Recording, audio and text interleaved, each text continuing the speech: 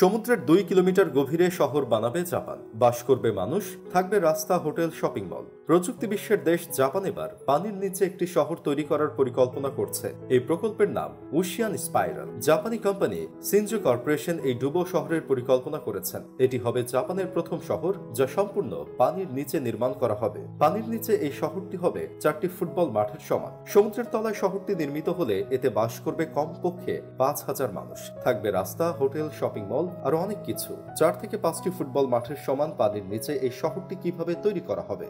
এটি মূলত বিলাসবহুল আন্ডার ওয়াটার সিটি।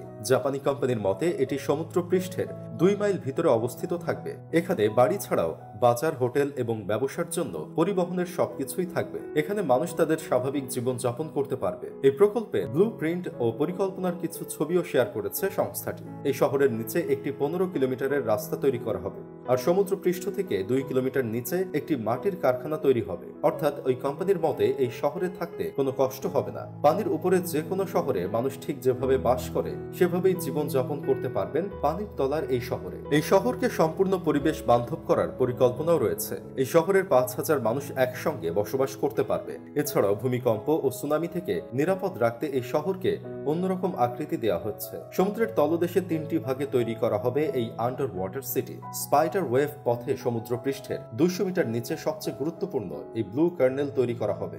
আদতেই এই ডুবো শহরে মানুষের জীবন যাপন কেমন হবে তা তৈরির পরই বোঝা যাবে।